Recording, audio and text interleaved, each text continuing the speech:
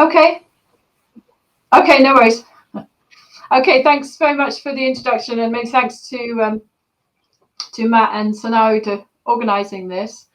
So we've been going through quite an interesting time, quite traumatic for some people with the COVID-19. So I'm not going to talk about the COVID-19, but only what we can learn from it regarding the UK's energy transition to net zero. And I'd like to thank Dr. Brunilde Verrier, who has also helped me to write a blog on this subject. So before I start any details, I just want to lay out the sort of issues with energy. We've got a trilemma. So three things are important at the same time: security, environmental sustainability, and affordability. And all of those have to be balanced. And there's also, we need to consider the supply side of the energy system and the demand side.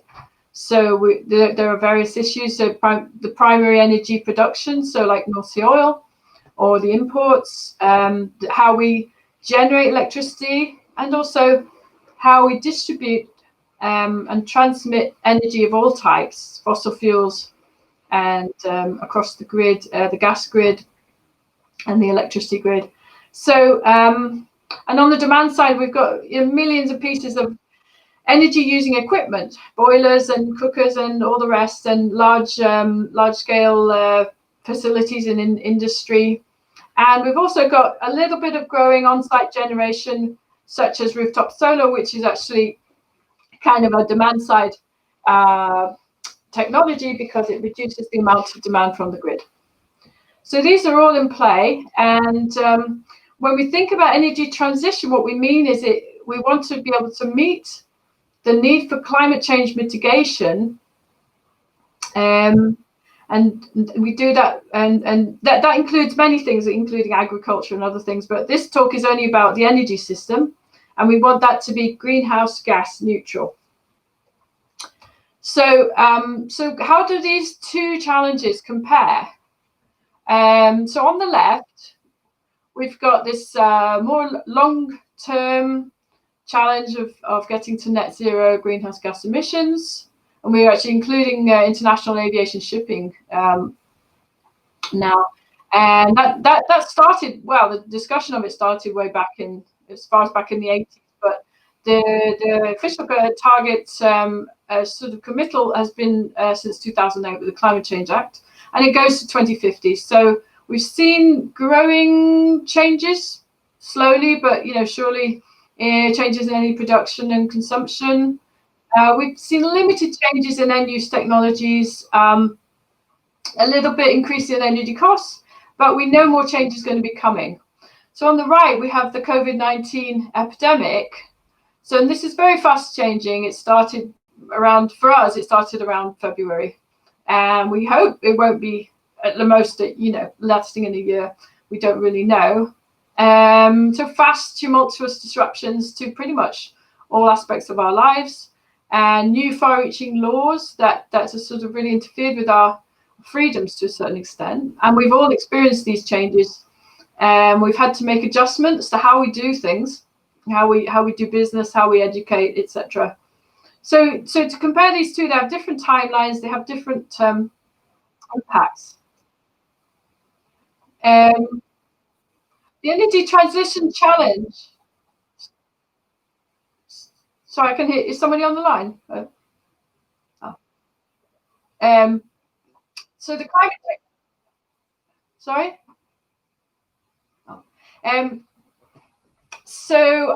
Yeah, we've got an even more strong target to reach net zero. Previously it was only 80% on 1990 levels, and we've seen already a 77% reduction in electricity carbon intensity, which is really impressive. But on the demand side, we've seen variable amounts of progress. So this table shows reductions in emissions per capita, energy per capita, and carbon intensity against the 1980 baseline.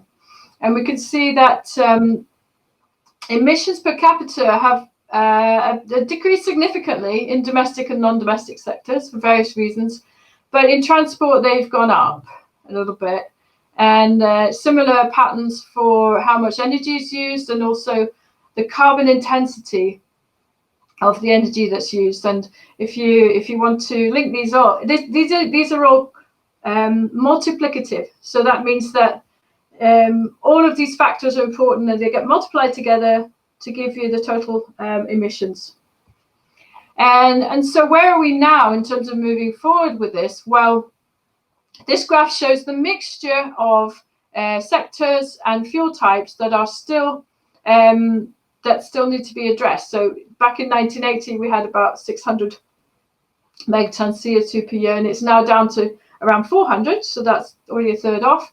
And where are we now? So going forward, the sector and fuel types that are most important are obviously in the green sort of brick wall pattern. Transport, petroleum used in transport is by far the biggest category that is proving very challenging.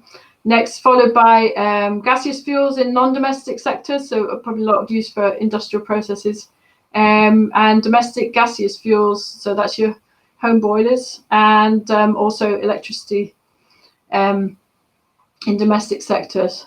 And at the same time, you can see that a lot of the electricity emissions have gone down significantly, especially since about 2010, and partly that is due to the decarbonisation of electricity grid. So we talked about the energy system, but we also need to understand transition as a sort of political and social process. You know, the government can set targets, but they can't actually do anything directly, except perhaps in their own estate, but to bring about this transition. But they can govern all of us who do act. And the part of the fuel that enables them to act is political capital. So that's sort of like, you know, so it's almost like a permission to act, to govern. And in terms of where the capital lies in terms of society, there's a kind of social capital, it's like an ability to act, plus an imperative to act. So there has to be an ability and also a reason to act. And what we do is we've combined those two and just call it public willingness to participate.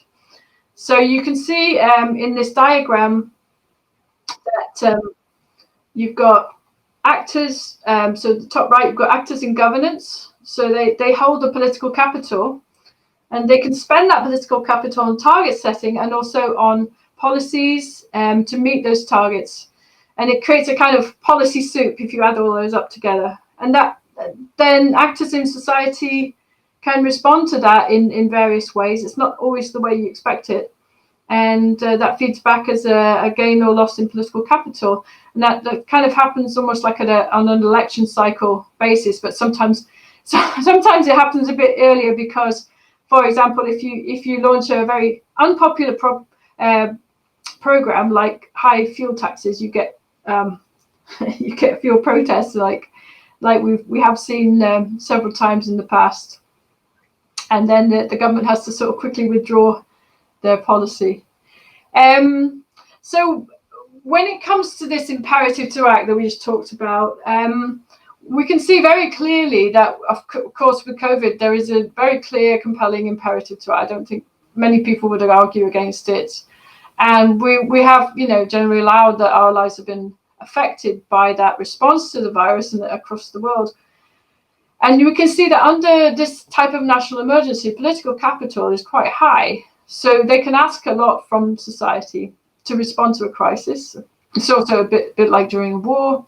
And we can see even today that these far-reaching changes are possible when we've got a clear need. The timeline is limited, so it's like it's a response to a limited event, and also it's clear that our well-being and our health is under threat of harm.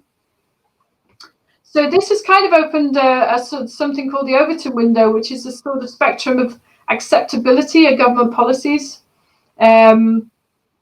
which means that at the moment we would accept more intervention in our daily lives than than we would normally, but for a reason and for a limited time.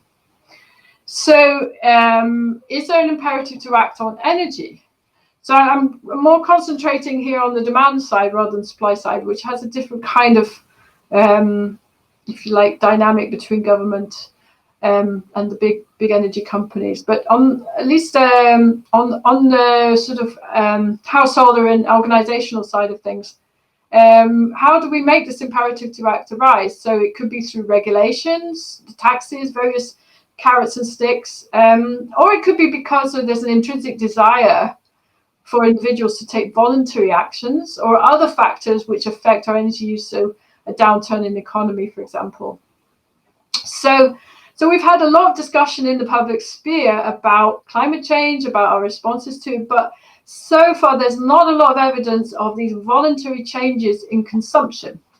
And government have been unwilling to interfere in our lifestyles and the way we run our businesses just to reduce emissions. So it is not the same as COVID, and it's pretty uncertain about how much public willingness there is to make these changes solely for energy transition, although we do see it sometimes, for example, in line with things like air quality. So interesting enough, so some analysis we've done at UCL, so the table presents reductions in energy per capita on 1980. And we can see that energy efficiency has achieved quite a lot of reductions. So this is in kilos of oil equivalent per person. But the behavioral effect, which is probably might be some behavioral changes that save energy, but generally have led to minus savings. So energy per capita has gone up, and especially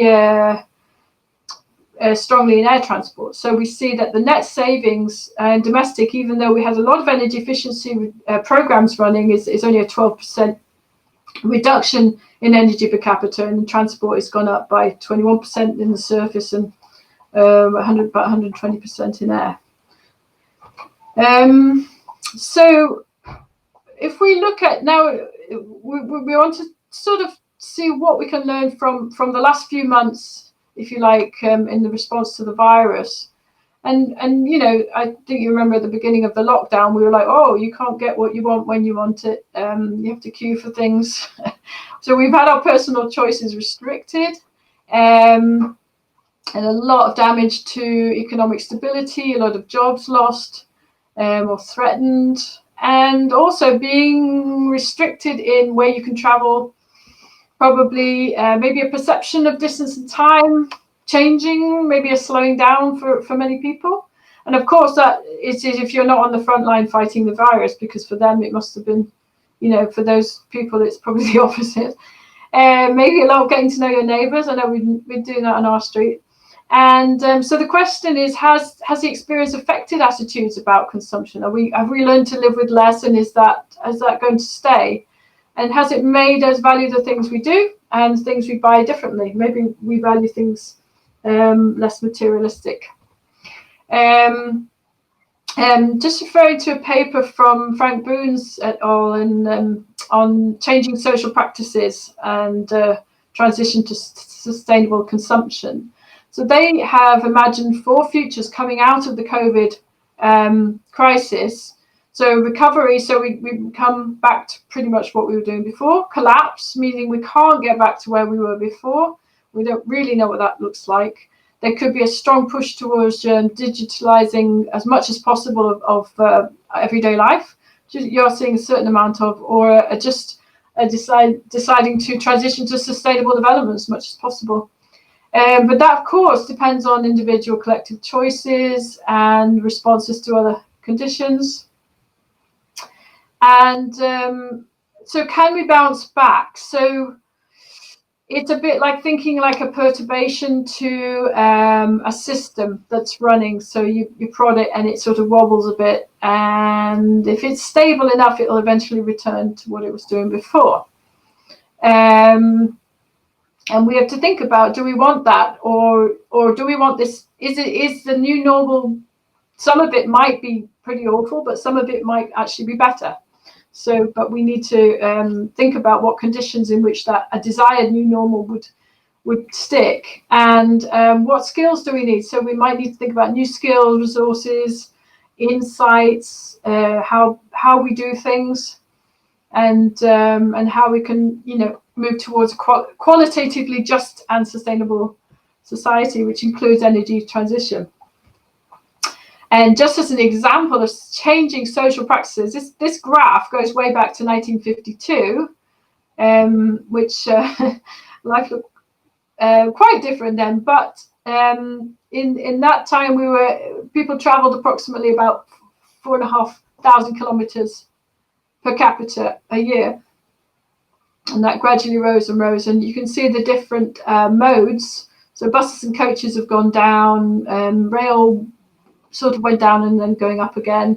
But this is a stack graph. So the total amount reached a high of about 13,000, and now slightly down at 12,000. So that is the new normal, that amount of travel per person. And of course, that all has to be powered with energy, whether it's electricity or whatever energy it is. And you'll see the majority of it is private travel in private cars. So we want to talk a bit about shifting baselines. So the idea behind shifting baselines is that it comes from the world of ecology, but I think it's also also can be applied to our lifestyles. But we don't notice how much of the natural world has been degraded, because each generation has a new baseline, a baseline being what's normal. So what we see as pristine nature, 100 years ago would be seen as degraded. Probably not everywhere, but in most places. And what we see as degraded, future generations will see as natural. So if you were lucky enough not to be on the front line of COVID, then you might have noticed clearer air,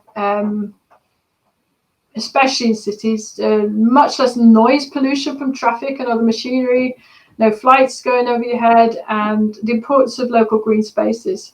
So I would say for most people, there has been a temporary improvement in our local environment. And so we've experienced that. So the question is, will there be a desire to maintain this improved environment? And would we as a society be willing to reduce or change our consumption to achieve that? Just this is an example from Florida, pictures of people with their trophies, their fishing trophies. I'm not sure when this is. It probably looks like the 40s or 50s. So they're pretty large fish. And these photos go forward in time. So they're still pretty large fish at this time. Fish are getting smaller as you go on. Looks like maybe the 70s there, 80s. Fish are getting a little smaller. And this is the most recent picture, which is, I think, a bit of a sad story in terms of that shifting baseline. Okay, so as a energy researcher, I'm looking at this whole thing from a point of view of learning about things we can't usually learn about. So there's a lot of new data coming out. During the lockdown, we theoretically have enough energy to meet our basic needs. Of course, a lot of our workplaces are shut down, schools are shut down, etc. So it's not really our full needs, but at least in terms of basic survival. And the concept of sufficiency is actually quite important for our pathways planning. We want to know, obviously, you can't go below a certain sufficient level.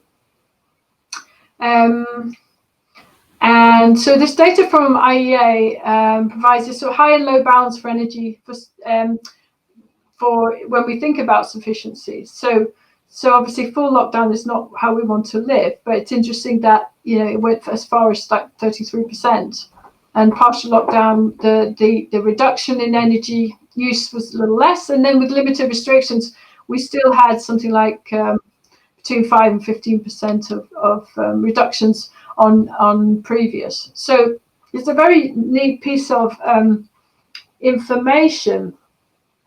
And of course, none of these are desired outcomes, but they do tell us something interesting. This is a graph of percentage reduction in electricity demand, and can see that these are in almost every country. You've got at least 20%. Also, it's maybe not Germany, but between 10 and 20% reductions in electricity demand during the lockdown. And again, that's pretty significant. We've also seen on the oil market some really odd things. So the cost of oil went to negative. So you had to pay people to get take oil off your hands, which has never happened before. Just because of sudden lack of demand. And more recently, BP have been warning of a massive hit. So the pandemic is accelerating the move away from oil. So this has implications for lots of things, but definitely for the oil supply chain and its affordability. So Sarkis et al. Have been looking at this sustainable supply and production, and what they've said is that actually there's many different possibilities out of this oil slump. Some of them would support sustainability and some might not. So you might have more expensive production. So oil companies might say, well, I'm not going to develop those fields. On the other hand, people might use more because oil is cheaper. There may be demand. Governments might want to increase taxes because they've got declining revenues. But on the other hand, governments might put climate change on the back burner because of recession and job losses, and that they take priority. So marrying equitable prosperity and climate protection is a Herculean but essential undertaking, as it's for a quote from the paper. But then again, it could be seen as too risky at this time. So we don't know. There could be some mixture of all of these. It's quite unknown. And finally, I want to talk about the public role of science. So we've seen quite a lot of this, our Prime Minister flanked by scientists, and that has actually led to an increase in the public trust in scientists, especially when you've got sort of lots of different versions of what's happening with the virus. Even recently,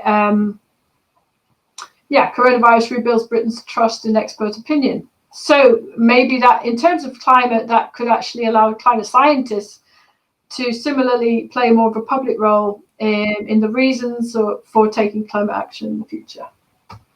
Right. So I think I'm going to skip that bit because I'm running out of time a bit. So I wanted to talk about the sort of words that we use to describe this. So we've heard this is a war against the virus, and it's kind of a good analogy because we have a common enemy as this virus. We all want to defeat it, and the cause and effect are immediate and local, and the models that we're using to determine the risk of not taking a war against the virus are the epidemic models are well known. They've been around a long time. They produce a single, the results we might have seen as sort of exponential curve graphs. Relatively simple. And the results, the intervention are seen quickly, and the desire is, of course, to get life back to normal.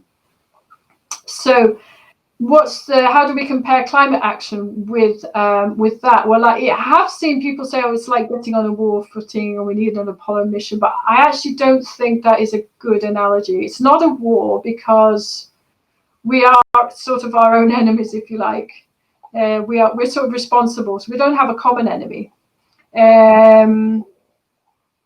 We get our evidence for the reason for doing something. It comes from quite complex scientific studies, global models. They're difficult to explain. They're difficult even for people who work in that field. Really complex. The imperative to act, again, it comes from the model, so it's not an immediate thing. You don't see someone suffering in front of you. And it doesn't mean that the imperative to act is any less, but it's sort of secondhand, if you like, in terms of how you get your data. And some of them are quite far away in the future. And we need to make sacrifices now to prevent these projected catastrophe. that could happen in the future, and that is a difficult sell, I'm afraid, for some people. We have an uncertainty about the new normal with net zero. Some people fear it will just be a worse version of now, and they don't really fancy it. We have uncertainty about the new normal without mitigation. What do we do? What happens if we do just carry on as normal? Do these models, can the models be trusted? Are they good enough reason for us to act? So I think it's more like evolution in terms of if you think about natural selection and survival of the fittest, which is basically not fittest as in strongest, but the continued existence of organisms which are best adapted to their environment. So it is a really a need for us as human beings to adapt the way we do things to our environment and its limitations. So just to conclude, so we've seen really terrible deaths, illness, hardship, stress, fear, really a lot of harm from this virus, and we don't really know how things are going to look maybe in a year or two's time. Are we going to just recover and go back to what we were doing? Are we going to be able to do that for various reasons? Our economy is going to be severely hampered, or can we use it as an accelerating transition opportunity? We've seen changes in relationship between government and society, probably we haven't seen since the Second World War, and that might continue, but only with there has to be a public acceptance and an understanding that there's a reason for it.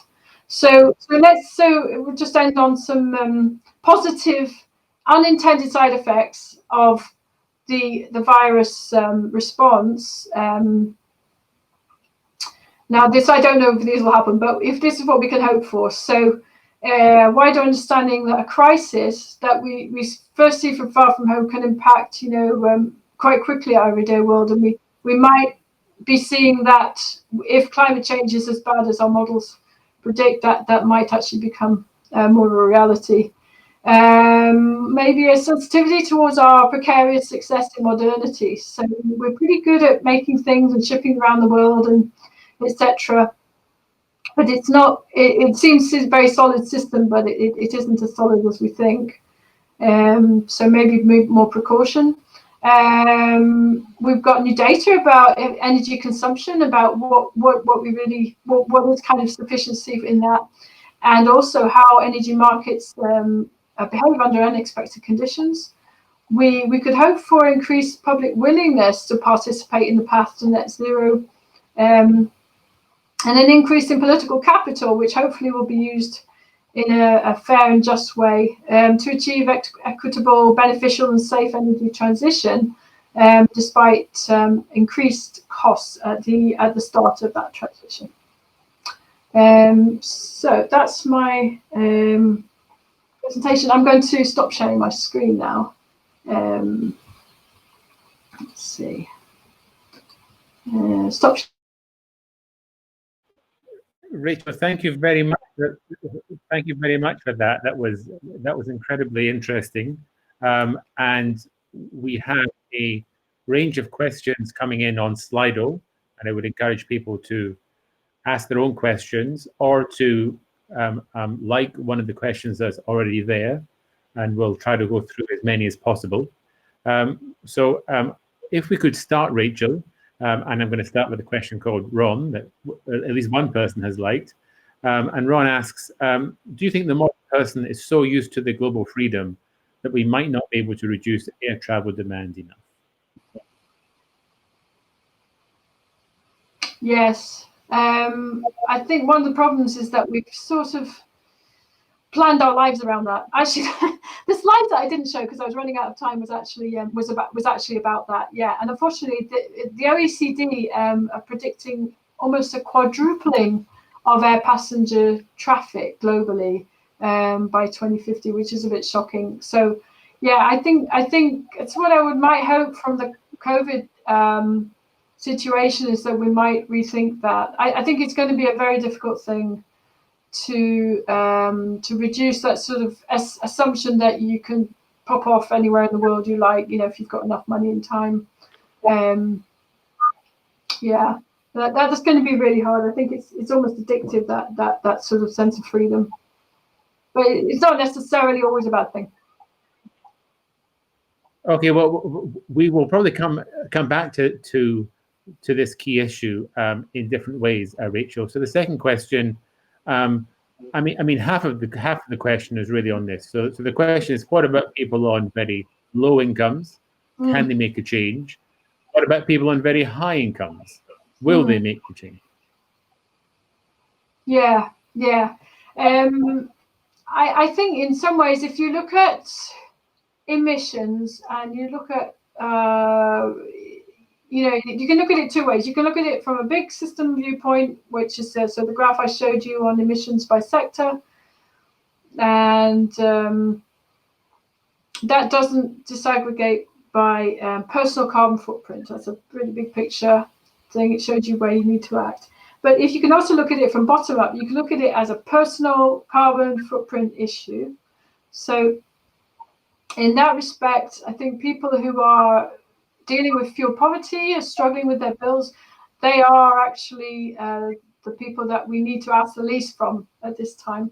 The government has obviously they have commitments to energy affordability. They have measures of fuel poverty. They want to make sure that nobody is struggling to pay their energy bills. So I think really the in terms of who needs to change, it would be anyone with a carbon footprint, from sort of middle and upwards. And we also know that sometimes people's footprint is low because they just can't afford to spend a lot of money. Unfortunately, carbon footprint and income levels are very closely aligned. Obviously, when you get really rich, then you can't literally be on a plane all day long. There's a kind of limit to how much you consume, but you can have, lots of houses or whatever. So I think it really isn't an issue. It shouldn't be an issue for those who are struggling with fuel poverty. It should very much be an issue for those who use their extra income to consume more. And I think you have to be careful. You have to measure that on a personal carbon footprint basis. So let's continue this theme of questions about choices and energy consumption. We have a question from someone who is not given their name, who asks if making decisions about mitigating climate change is just different than lockdown from coronavirus, because you can't see, in inverted commas, the difference that your changes are making to climate. I mean, it's a global problem, and the impacts are years. The worst impacts are years away. So, how do you get over the fact that you can't see the difference that your changes are making? I think, it's interesting with the lockdown. There's two issues with environmental damage. The one is the local environment, and the other is, of course, the global environment. So, yes, that's right. Greenhouse gas emissions are generally not visible, and the impacts are very slow acting.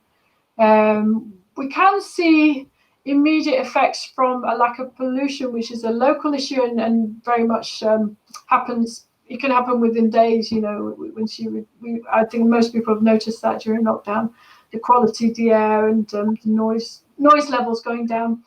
So that is one thing you can see immediately, but of course that's not the same as climate, which is a global issue. But I do think that's one way in, if you like. It's just connecting people with their local environment and just linking up those kinds of things directly. So when it comes to global issues, I think the role of scientists is going to be pretty important. And like I said, with the role of scientists during the epidemic, I'd like to see. I hope that we as who work in energy transition have learned from the public debates that have been going on, when people have been looking at those exponential graphs, and the scientists have been commenting on how to interpret those graphs, what do they mean, how things are measured. It's a really interesting whole process, and I'm really pleased to see that scientists are really engaging directly with the public on this, and there's a good deal of interest in how studies are done and how the results are used. So I'd like to see this hopefully carried forward once we're over the COVID crisis.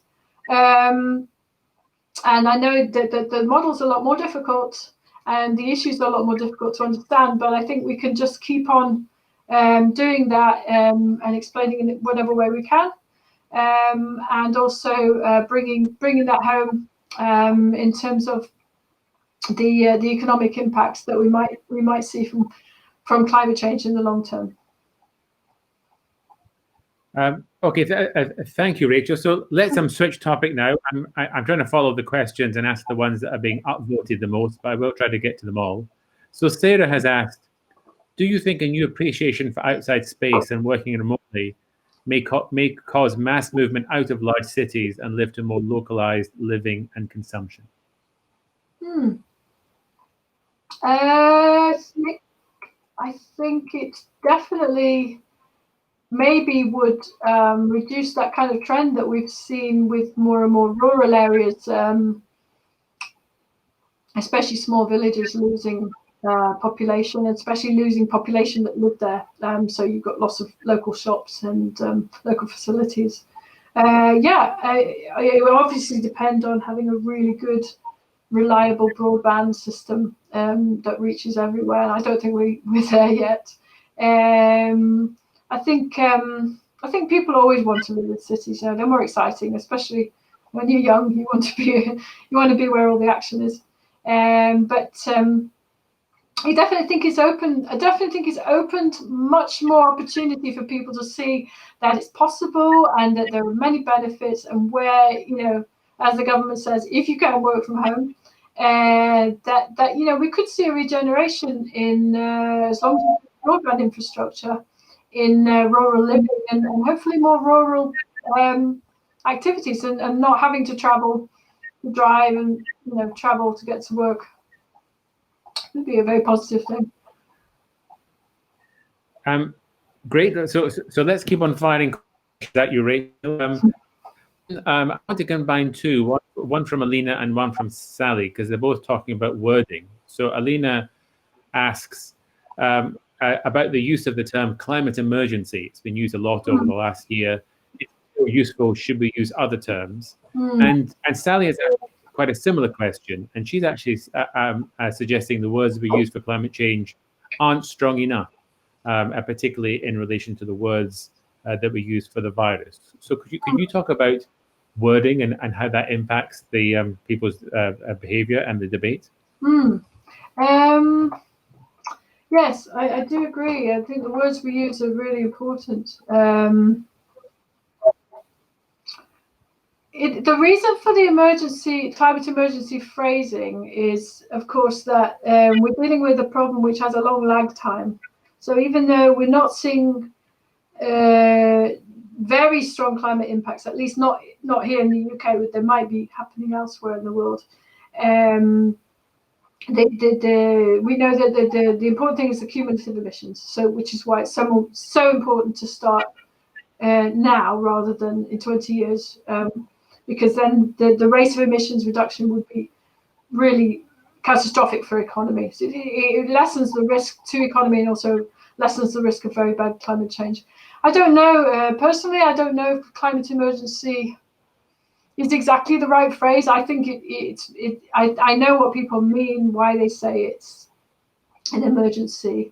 I think it probably, to some people, it might seem like you're creating, I don't know, you're over-egging it a bit. It's very hard. It's a hard thing to communicate. So I don't know. I think it might be worth actually revisiting that. And the important thing is to make sure that it's understandable and meaningful for everyone in society. It's not. It can't just be, certain groups. It's really a whole society response that we really need, like we have seen with the COVID. So I don't know. I'd like maybe that's a good social science study to find out how different parts of society actually respond to that phrase. Maybe there is a better phrase we can use. Go make it work for some scientists.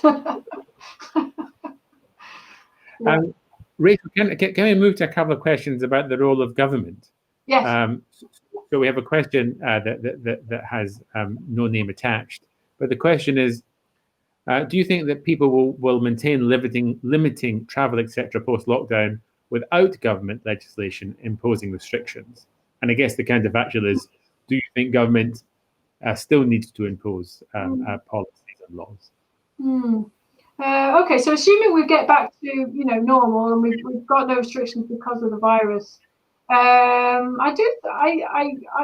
personally, I think there will be some kind of leftover bits of what we learned, because maybe that sort of feeling like I have to travel, I have to go here, I have to go there, that kind of rethinking of things, and maybe people feel it's less stressful to travel as much. Maybe they found new ways to do things, or they've made friends locally instead of keeping in touch with people in faraway places. I don't know. I would like to think so. I know. Also, it's quite interesting if you look at how much people have saved in terms of money, just in terms of their household budget, from not doing a lot of the things that they did before. Perhaps the peer pressure to travel, and post on Facebook, look, I've been here or there. Maybe that's going to lessen, and it's about different kinds of communication. I think a lot of people actually been meeting online. I've made connections with people I haven't seen for years. So with the internet, with our digital infrastructure, we can actually rethink a lot of these things. So hopefully that people have learned that. I'm not saying that we won't want to travel or etc., but perhaps it's not. It won't be as maybe those reductions can stay in place. Yeah, sorry, and about the government, I don't think any government so far has ever tried to, directly ask people to not travel as much, or it really is a very politically try. You tend to lose votes if you do that. So I don't know, but I think that would only happen if there were, for example, another strong acceptance of the need to change, and also an understanding. I think we do need to understand more how our personal carbon footprints relate to the general goal. I think there's a lot of information missing at the moment in terms of carbon accounting. How do we count for things? How much is it? I mean, I'm personally in favour of this personal carbon footprint trading, which a lot of people have been talking about, which would actually, strangely enough, would be a way to make things fairer. So those who can afford less travel could actually benefit from not traveling by getting credit for that. So there's a lot of ways we can do it, and we need to make sure it's fair and also voluntary, as in people aren't forced to do things they don't want. So to continue this theme of what the government does, Rachel, there is a question about whether political capital as an idea only holds in a democratic situation. And if you're in a non-democratic situation, I mean, does the government need to care about society? Can't it just do whatever it likes? Yeah, it's very important. It's a very important concept in democratic societies, absolutely. Yes, and it is very hard to do anything without political capital. That's why governments tend to, when they have a lot of political capital, they do things that they know need doing, but they're a bit unpopular. So if they try to use too much and they don't have that capital, then they'll get voted out. So I don't know, to be honest, I don't know enough about how governments make decisions in non-democratic countries. I mean, I imagine that it would be much more authoritarian, and they could just pretty much decide, well, we're going to do this, and just tell people to do it. I don't know really if that is exactly how things work. Maybe to a certain extent they have just a lot more control, but they also have to manage people, because society is complex. You can't just tell people to do one thing or another. There always has to be some kind of a public acceptance or a sort of social contract, and when that when that dissolves, then you get great uncertainty and really disruptive dangerous change. So you want to make sure that you bring people along as much as possible. Yeah. So yeah, I'd be interested if any other researchers from other countries with different governance systems could comment on that. Yeah, subject. Okay, Rachel. So I'm looking at the questions. There are two responses from Alina, really responding to the issues we've raised before about whether non-cities would be more popular, and talking about the language of emergencies versus not. So I'll just let those stand. We have one remaining question up there, so if anyone else has a question, please type it now. But I'm just going to read Susie's question because it's quite provocative. And Susie has written, maybe we're not in an emergency, we're in a Ponzi scheme, living off capital as it was income, about to go bankrupt. So Rachel, you can answer that in any way you like. Yeah, well, I guess when your Ponzi scheme starts to collapse, that is kind of an emergency, I guess. Yeah, there is that view of looking at things. I don't think it's entirely a good metaphor. There is a difference between an economic Ponzi scheme. When it collapses, it really collapses, and all the money that was used to build it up is gone, right? Or it's gone to somebody's pocket. It's not quite the same because we're dealing with things like in natural capital. We've got buildings and physically human-made capital, and there are stocks of. There's a kind of regeneration of those stocks that goes on all the time. Sometimes it's too slow, so we use more capital than we are regenerating, and sometimes it's like you think of the Victorian period, we were building much more capital than we were using, and we're still benefiting from that. So it's not always clear cut like that.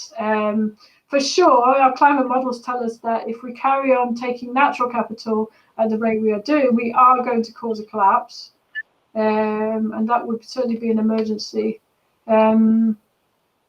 So we really need to understand the rates at which we use things versus the rates at which they regenerate. But I don't want to. I don't want to say anything that's definitely this way or that. All we can say is that there's a risk of something if we carry on doing things the way we are, and there's also there is a way for us to manage if we can be smart about it.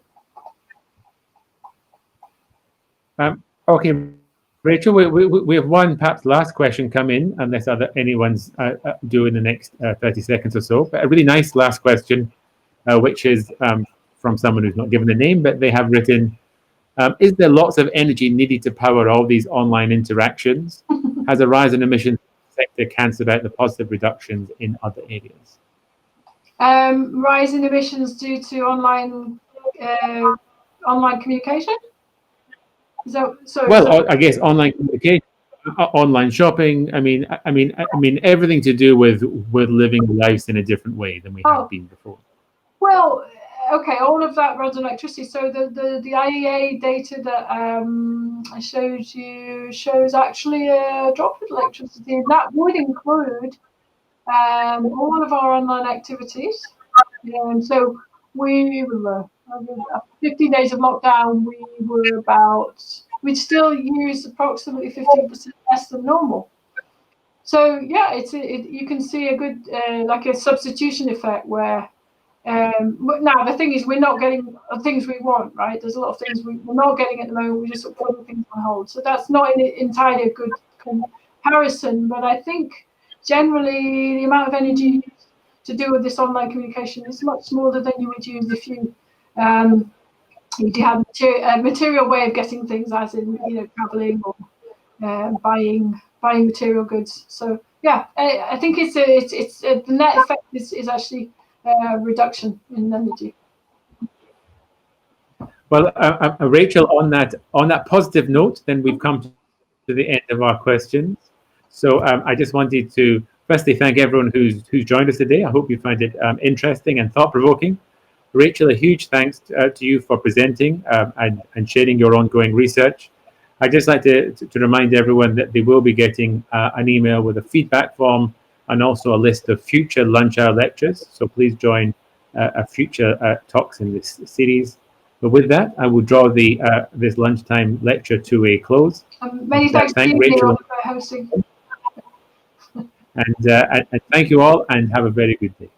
Thank you. Bye. Bye now.